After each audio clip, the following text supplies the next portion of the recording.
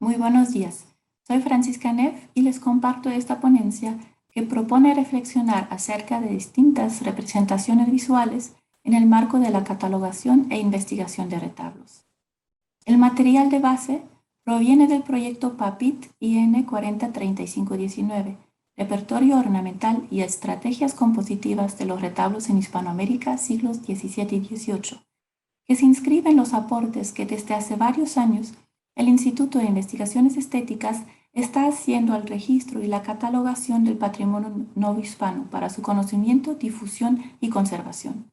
Por su carácter de obra de arte total, los retablos constituyen una parte esencial del legado cultural desde la época virreinal, pudiendo ser investigados desde diversos enfoques. El presente proyecto se centra en proveer material formal estilístico porque en estos artefactos se despliegan de manera llamativa la ornamentación y el gusto de cada época y región con sus señas de identidad, que hablan de procesos de intercambio y apropiación de formas y discursos.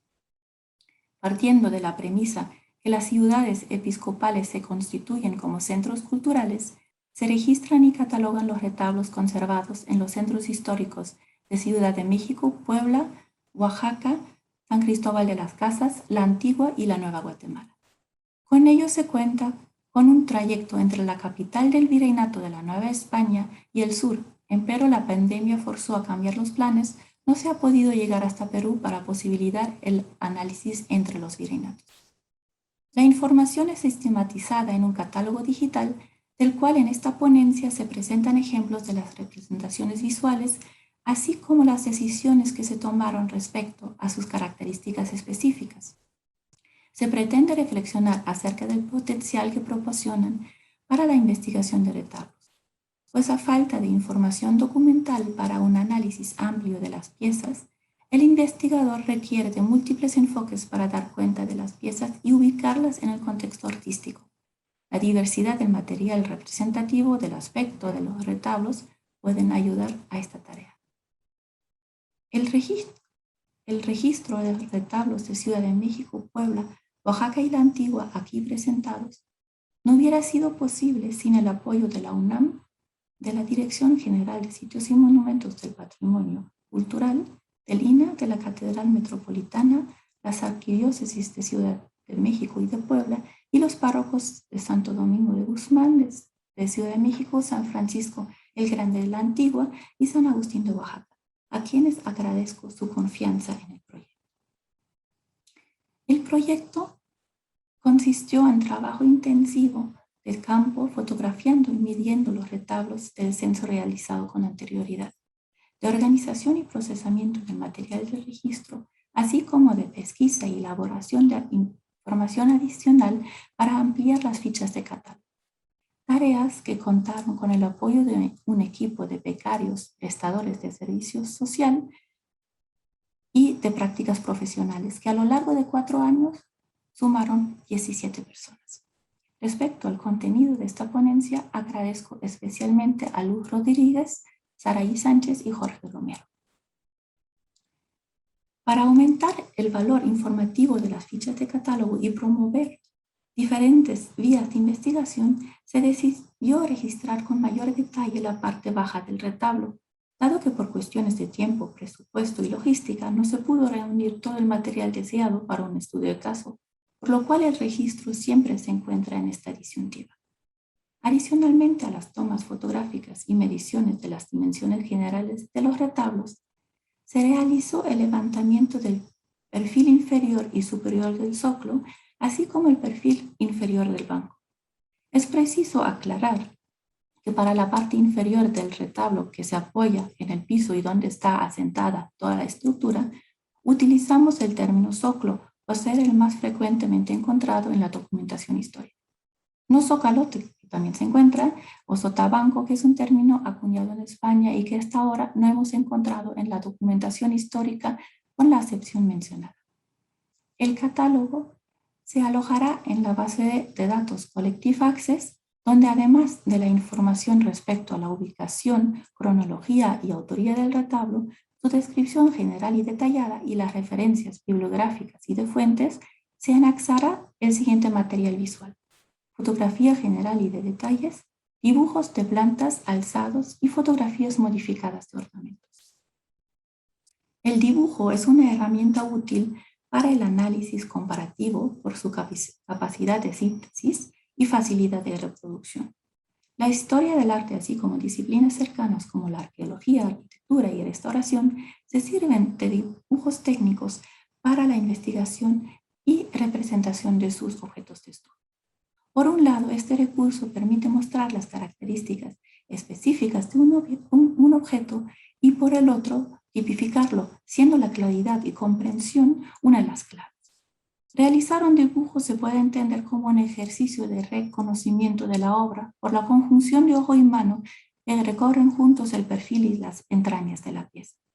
En este contexto hay que estar consciente que cada representación es una interpretación y que las prácticas mediales condicionan el acercamiento a las cosas. A raíz de la naturaleza estructural del retablo, se recurre al dibujo arquitectónico para la representación de su planta, que muestra la base estructural que rige la composición. Al crear una síntesis que omite ornamentos y otros elementos que puedan desviar la atención, ayuda a comprender cuáles son las partes arquitectónicas del retablo, a dimensionar el espacio y a comparar distintos parámetros como soluciones constructivas, relación con el espacio, volumetría, entre otros. También las irregularidades, que pueden ser indicadores de modificaciones, resaltan más claramente en un dibujo de. Las publicaciones sobre retablos neohispanos los suelen presentar como una imagen, específicamente una del alzado. Rara vez incluyen dibujos de las plantas. Y cuando sucede, los dibujos se rigen por la finalidad y los requerimientos de la investigación o del campo académico, sea eso un trabajo de restauración, una tesis de cierta disciplina o una investigación de un edificio con sus componentes. No existe una convención de representación ni del nivel donde realizar el corte, pues está representando el nivel de piso, el de los primeros soportes o incluso mixto. Hasta ahora no se ha hecho la labor de realizar catálogos con dibujos de plantas con criterios homologados para su investigación que permitan contar con un panorama amplio de datos para la comparación. Los mapas o trazos históricos que conocemos, sobre todo de España, suelen mostrar varios niveles, siendo el más alto el inferior del primer cuerpo que integra un corte de los soportes. Para el presente catálogo, aprovechamos el nivel inferior del banco, que ya da cuenta de la distribución y estructura del conjunto, dado que el primer cuerpo con frecuencia se localiza a un nivel fuera del alcance de una persona sin escalera. Sería deseable gestar un código legible por todos en cuanto a representación de las plantas sin tener que contar con una formación en arquitectura para comprender la simbología. En el presente caso proponemos para los dibujos realizados en AutoCAD diferentes calidades de líneas y hatches para identificar las distintas partes del retablo y sus características materiales. Definir esta simbología supone decidir cuáles partes merecen ser señaladas, cuáles elementos pueden aportar información para el análisis, constituyendo un aporte adicional para la investigación. Por tanto, según el nivel de corte, se definieron tonalidades de grises, correspondiendo al banco el color más oscuro por ser el elemento más alto y con ello más cercano al espectador en esta vista de pájaro, que es una planta de varios niveles. Además, es el nivel que aporta más información a la investigación. La trama del relleno de la línea que se realiza a través de los hatches aporta información acerca de la materialidad, si es de madera o de otro material constructivo. No se establece una diferencia entre piedra, ladrillo y concreto porque en muchos casos el zócalo está aplanado o recubierto y no es posible identificar el material de base. En caso de que el retablo incluya puertas, guardapolvo, un elemento reciente, esté empalmado con otro retablo o un obstáculo impidió medir cierta zona, existe simbología para ello. La representación solamente muestra el corte de la parte frontal del retablo, dado que en la mayoría de los casos no es posible explorar la parte posterior con la estructura portante. Por ello, se usa una simbología que incluye todo el espacio detrás hasta el muro. En los casos en que no fue posible determinar la distancia entre el muro y el retablo, el perfil del muro se marca con una línea hipotética. Como se puede ver, los dibujos incluyen la extensión del espacio donde se encuentra el retablo, para contar con información acerca de su diálogo con la arquitectura y para determinar si se trata del lugar original de la pieza. La revisión de los dibujos muestra que la gran mayoría de los retablos son de planta recta, pero queda patente la variedad respecto a la relación que establecen con el espacio circundante, dependiendo de la cantidad y del tamaño de los salientes, lo cual repercute en la volumetría. Por tanto, otro criterio de clasificación de las plantas de retablo sería el nivel de profundidad. Son contados los casos de los retablos conservados en este registro, solamente son 5, en que las distintas calles no se encuentran en un mismo eje, desplegándose hacia adelante o replegándose hacia atrás y creando así formas abiombadas de diferente índole. En el retablo del crucero de la iglesia de la Soledad de Puebla, por ejemplo, solamente las calles exteriores se repliegan hacia atrás, otorgando mayor protagonismo a la parte central, mientras que el retablo mayor de la iglesia de Regina Coeli de Ciudad de México en su totalidad retoma la forma arquitectónica del ábside. Como desconocemos la distancia exacta entre retablo y el muro está delimitado con la calidad designada para un perfil hipotético. Podemos anotar como hipótesis que los retablos abiombados se encuentran con mayor frecuencia en los altares mayores, aprovechando la forma del ábside, pero justamente estos lugares fueron sujetos a mayores modificaciones, por lo cual se conservan menos ejemplares. Los dibujos de plantas igualmente sirven para describir la relación entre el zócalo y el banco, en términos de superposición y materialidad. Cuando el zócalo es de madera y prepara en detalle la estructura que tendrá el resto del retablo, en la superposición prácticamente no se nota diferencia entre los 3 niveles medidos. En cambio, en los casos en que el zócalo es una base firme sin mayor estructuración o incluso ya no es el original, la diferencia se percibe con claridad en la planta. También otras modificaciones se hacen patentes, como la reestructuración del área del sagrario y altar por el cambio en la liturgia, como en el retablo de la Sagrada Familia en San José en Puebla, hasta la composición del retablo en base a elementos dispares, como se ve en el retablo de Santo Domingo de la iglesia del mismo nombre en Ciudad de México. Datos importantes aporta la relación del retablo con el espacio circundante. En varios de los casos anteriores, la estructura está perfectamente insertada en el espacio arquitectónico del tramo de la nave, del ábside o de la capilla. En otros casos, donde es preciso valorar si se trata del lugar original del retablo, se percibe la relación dispar entre el espacio que ocupa y el espacio disponible, la falta de simetría en su disposición o, como caso extremo, la falta de apoyo en un muro, como en el retablo de la Virgen de Zapopan de la Catedral Metropolitana, donde los muros corren perpendiculares a él porque está colocado en medio de la nave lateral frente a una puerta. Con ello, los dibujos de plantas se perfilan como herramientas útiles para afinar clasificaciones, describir relaciones espaciales y volumétricas, detectar cambios, traslados y reconfiguraciones. Una visión conjunta de las plantas de retablos de una misma iglesia puede revelar grupos y motivar adscripciones a talleres. Según Fernández de Echeverría Beitia, cronista poblano del siglo XVIII, los retablos de la nave de la iglesia de San José fueron renovados en los años 70 del siglo XVIII. Las 7 plantas presentan gran parecido, solamente se pueden distinguir ligeras variaciones en la relación de los salientes entre sí con la calle central, con excepción del retablo de la Virgen María, que muestra un patrón diferente. Resulta ser el único retablo salomónico en un conjunto de retablos estípites y una observación detallada revela que fue recompuesto y adaptado al rubro. Respecto a los otros retablos, podría manejarse la hipótesis que provienen de un mismo taller siempre y cuando se combine el análisis con uno de la composición y la ornamentación de los artefactos, ya que la composición de la planta también está condicionada por el espacio arquitectónico, lo cual puede conducir a soluciones parecidas en espacios con las mismas características. Los dibujos de alzados hacen evidente la silueta del retablo y brindan una visión general de su parte frontal, su composición y del impacto que el conjunto de estructura, ornamentación e imágenes causa en el espectador. Permiten identificar si se concede prioridad a lo estructural o a lo ornamental, cómo se soluciona la distribución del espacio, cómo se usa el recurso del vacío y cuál es la lógica del modulado del conjunto. Asimismo, se distingue cuáles son las partes con un cuidado más esmerado por su significado e implicaciones, por ejemplo, en las zonas del sagrado. La estructura funciona como soporte y fondo escenográfico, lo cual induce a análisis de la función más allá de lo didáctico. También se reflejan las distintas etapas de vida de un retablo que abren posibilidades de estudio, los elementos nuevos que alteran la apariencia del retablo y los obstáculos quedan señalados mediante las calidades de líneas y revelan las pequeñas diferencias entre las partes que pueden existir en el conjunto simétrico. Realizar el dibujo supone un acto de recreación del retablo, teniendo que reinventar la lógica de la composición desde los elementos generales hasta los detalles. Ello obliga a decidir cómo incluir las imágenes escultóricas y pictóricas.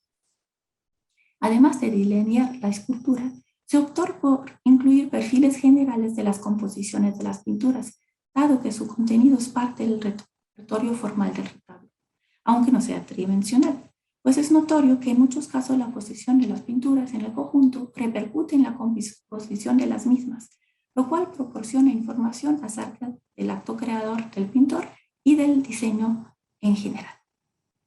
Para obtener una representación sin distorsión, conviene realizar los dibujos de alzados en base a imágenes fotogramétricas. Lamentablemente, las condiciones de luz, la ubicación y la altura de los retablos, así como las características logísticas del trabajo de campo, condicionaron las tomas fotográficas de tal manera que solamente en pocos casos se pudieron obtener ortofotos adecuadas. A razón de ello, los alzados se están dibujando en base a fotografías que no son un reflejo fiel de las proporciones, por lo cual no permiten análisis de escala y relación de proporciones entre las partes que constituyen el retablo. Una parte medular del proyecto consiste en proporcionar herramientas para analizar el repertorio ornamental en base a las piezas más pequeñas de la unidad, aislando elementos que en conjunto no son tan importantes, pero permiten indagar en la práctica.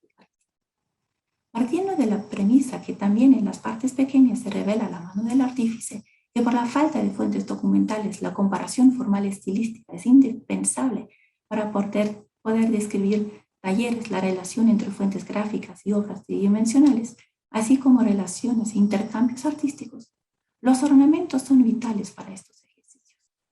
Un ornamento se vuelve extremadamente flexible, se puede colocar en distintas partes, tejer patrones, escalarse, graduarse, vistiendo elementos arquitectónicos. Identificar y reconocer la forma al aislarla, comparar sus características morfológicas y buscar referencias abre preguntas y vías de investigación. La búsqueda de la adecuada representación de un ornamento fue un proceso de experimentación que obligó a poner atención a los detalles y definir exactamente la finalidad. El ornamento tenía que aislarse y presentarse de una manera que permitiera distinguir sus características formales, así como las huellas de la mano del artífice.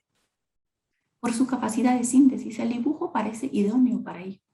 Experimentamos con dibujos digitales solamente perfiles, aquellos que incluyen un leve señalamiento de los volúmenes, hasta aquellos que intentan representar el juego de luz y sombra.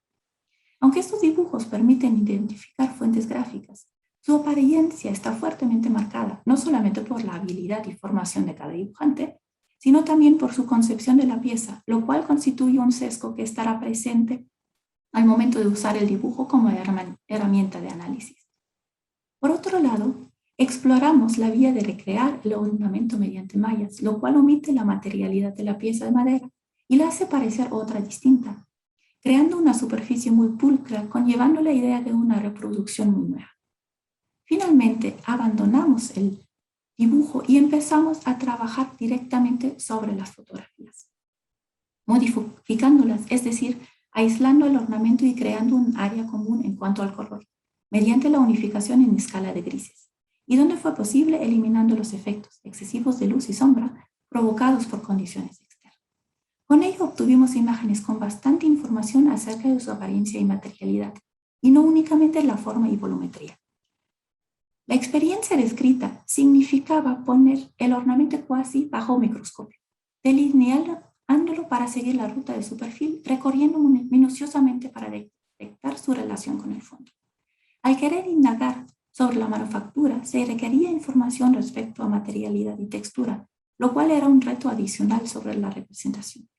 Establecer los criterios para ello fue crucial. La disyuntiva y la evaluación, que exactamente nos interesaba, ayudó a aprovechar de manera mejor la información que se tenía, pues la cantidad de información que proporciona una fotografía era mayor, por lo cual el proceso más simplificado devolvía más información. Sirva de ejemplo el resultado el ornamento del retablo de la Virgen de Trapana en la Biblioteca Palafoxiana, una rocalla con composición asimétrica de formas vegetales en CS y derivadas de conchas. Se puede comparar con ornamentos de otro retablo poblano de la misma época, el Mayor de San Juan del Río, que igualmente ostenta columnas, con lo cual correspondería a la modalidad que Jorge Alberto Manrique llamó neoestilo, siendo el retablo de la Biblioteca Palafoxiana, al parecer, una de las primeras muestras en Puebla de este regreso a la columna. Las grandes coincidencias en la forma quedan evidentes y pueden tener como causa la misma mano del artista, fuente o interpretación de la fuente y concepción de las rocallas, señal de un gusto compartido. Para indagar en la relación fuente-pieza tallada, habría que compaginar con grabados de la época, mientras que para la autoría de la pieza habría que ampliar la comparación. Estando los retablos poblanos de la segunda mitad del siglo XVIII repletos de este ornamento y teniendo obras documentadas de 3 ensabladores en la iglesia de Santa Catalina, a saber, de Martín Antonio Cabello, Manuel Ramos y Francisco Prudencio Mesa, que abarcan los años 70 y 80 del siglo XVIII, se podría hacer un ejercicio comparativo para definir si las morfologías del ornamento coinciden con algunos de los retablos con autoría. No profundizaremos ahora en este ejercicio, pero al hacerlo no solo permitirá adscribir obras a talleres y determinar la importancia de estos talleres en el ámbito artístico poblano, sino también conocer las maneras de interpretación de las formas. El ejercicio se podría ampliar a otras ciudades revelando gustos, circulación de representaciones visuales y redes de intercambio. Las morfologías de los ornamentos de los distintos lugares no siempre invitan a hacer las mismas preguntas. Los ornamentos de algunos retablos de San Francisco el Grande en la antigua Guatemala, por ejemplo, revelan lógicas que se basan en la repetición, en una representación más bidimensional y una clara distinción entre aplicación y fondo, motivando preguntas acerca de las referencias visuales y las decisiones que se tomaron para crear la fracción y su traslado a la madera. Son notorios los elementos que disponen para generar efectos adicionales, como es la imitación de joyas, la integración de espejos y de elementos pictóricos. A manera de conclusión podemos anotar que el ejercicio de observar y trazar, que requiere tiempo, enriquece la reflexión, ayuda a descubrir las lógicas de la talla, la estructura y la composición, así como a entrar en contacto con el retablo. Cada representación visual constituye un acercamiento distinto a las características de un retablo, por lo cual la riqueza para el análisis está en el conjunto del material proporcionado. Debemos estar conscientes que los dibujos son un lenguaje en sí, pues suponen un acto interpretativo basado en análisis previos. Por ello se debe procurar proporcionar una representación visual cuya carga interpretativa no obstaculiza los posibles análisis. Gran parte del proceso de registro está determinado por la fotografía, que vuelve portátiles partes del retablo y constituye la base para las representaciones visuales, lo cual requiere reflexionar acerca de la fotografía como medio. En todo caso, parece apropiado contar con una nomenclatura de modelos o padrones derivados de la representación analítica, sea en plantas, alzados o ornamentos, que sirvan como identificadores de búsqueda y generadores de preguntas y reflexiones. Muchísimas gracias.